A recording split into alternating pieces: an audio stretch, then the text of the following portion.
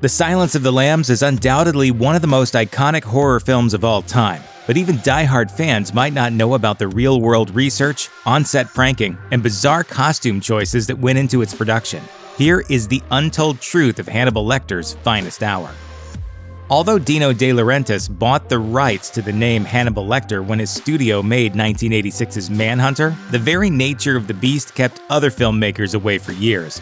It makes sense. After all, a cannibal psychiatrist is a tough sell for a movie. That is, until Gene Hackman and Arthur Crème of Orion Pictures teamed up to buy the rights. Hackman was originally interested in directing and wanted to play Lecter at the same time, but he later dropped out after his daughter read the book and objected to the story's heavy violence. Crème bought Hackman's half of the rights, and Jonathan Demme, intrigued by the unusual story, signed on as director.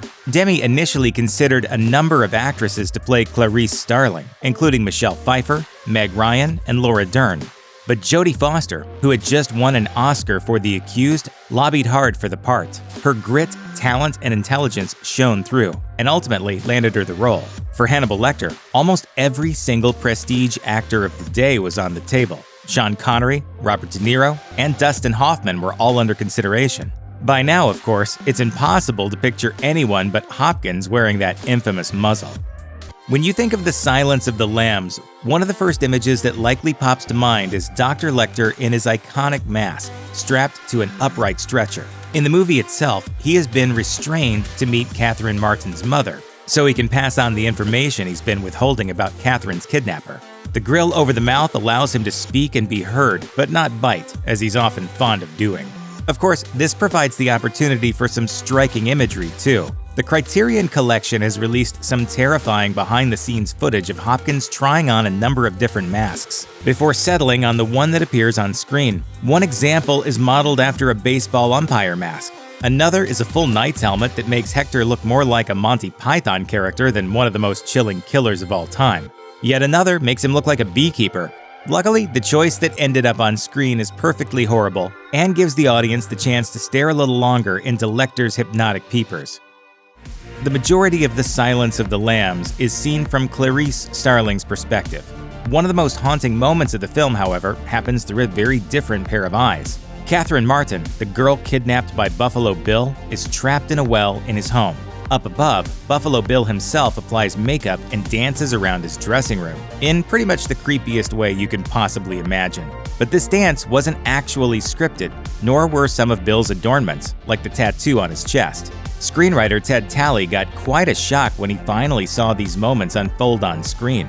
Buffalo Bill actor Ted Levine, who had done copious research to develop the character, was so nervous to film this scene that he actually took shots of tequila to get through it. But it all paid off. Producer Edward Saxon said about Levine's performance, "The scene took a lot of courage. It wasn't in the script, and for me, it's a very moving scene. It identifies the pain and twisted psychology of this character." As anyone who's seen this movie will know, Buffalo Bill is a doozy of a serial killer. He kidnaps women, starves them, and eventually kills them, all in an effort to create a woman suit out of their skin.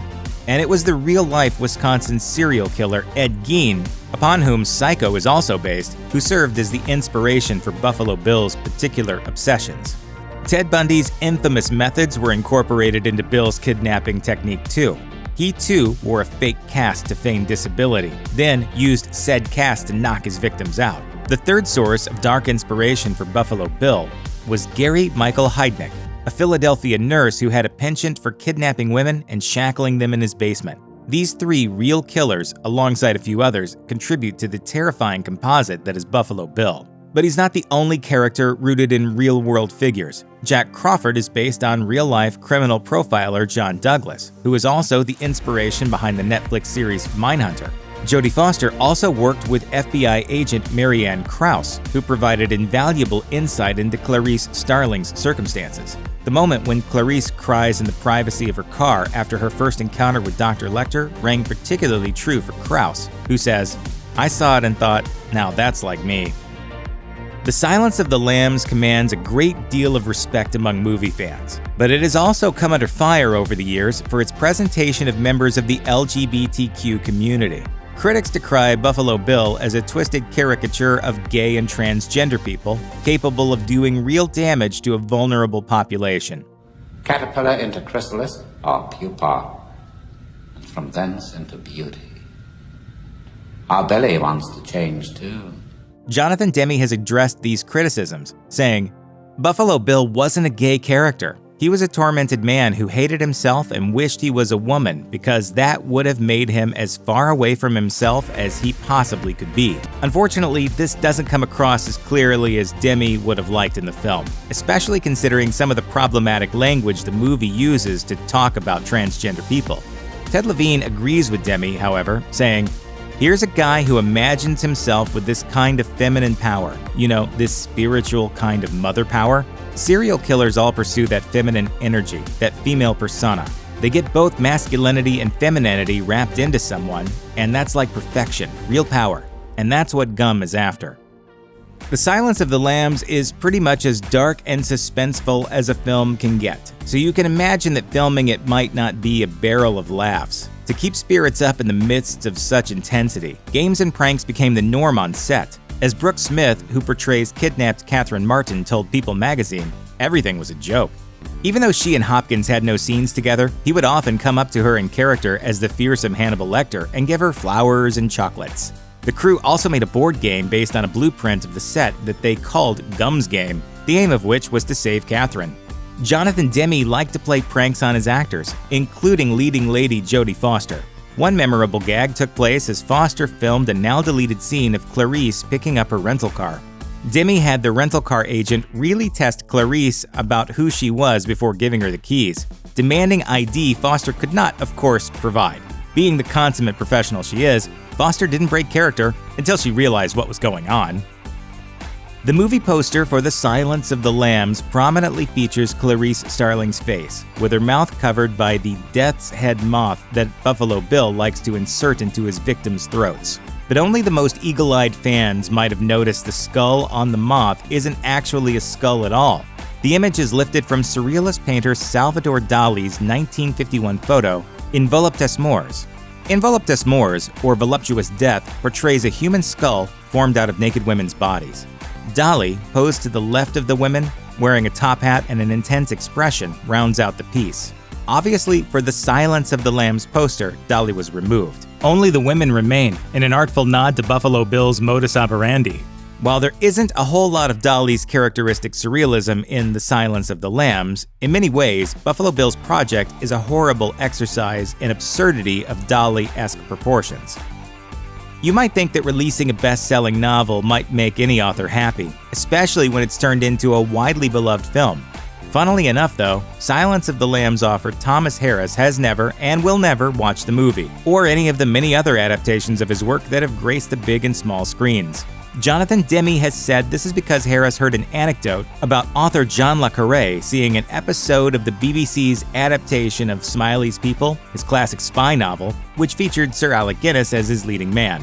Le Carré was so astounded by Guinness's performance that he came to consider Smiley as belonging to the actor instead of him. Harris feared that seeing Hopkins as Lecter would produce the same effect, loosening the character from his grasp as an author. This is despite the fact that the Lecter of the books is Lithuanian and has red eyes and a sixth finger on his left hand. But that's the power of Anthony Hopkins for you. Like his colleagues, Scott Glenn did a great deal of research when working on his character, FBI agent Jack Crawford. He spent a lot of time with John Douglas, the profiler on whom his character had been based, and Douglas didn't pull any punches in showing Glenn the kinds of things he'd seen in his long career. As Glenn told People magazine, "I lost a certain degree of innocence. To this day, I find myself having unpleasant dreams about the things I found out." In fact, Glenn's time at the FBI training facility in Quantico was so profoundly upsetting that he changed his political stance from being against capital punishment and now broadly agrees with it. As Glenn himself says, "The experience in Quantico changed my mind about that for all time." A disgraced Clarice Starling makes her second appearance in the 2001 The Silence of the Lambs follow-up, Hannibal, but Jodie Foster elected not to return for the role, and Julianne Moore was cast instead. This was a smart move on Foster's part, as Hannibal ended up being one of the weakest links in the Hannibal Lecter franchise. However, in early 2020, CBS announced its series commitment to a dedicated Clarice Starling show entitled Clarice that will take place 1 year after the events of The Silence of the Lambs. Clarice is said to be a deep dive into Starling's career as a profiler of serial killers, as she simultaneously navigates the sexism of the FBI. But this news shocked fans of Brian Fuller's art house horror series Hannibal, which was abruptly canceled after just 3 seasons. Hopefully, Clarice will satisfy fans of the franchise with a searing look into the life of the Silence of the Lambs' unforgettable heroine. Check out one of our newest videos right here, plus even more Looper videos about your favorite movies are coming soon. Subscribe to our YouTube channel and hit the bell so you don't miss a single one.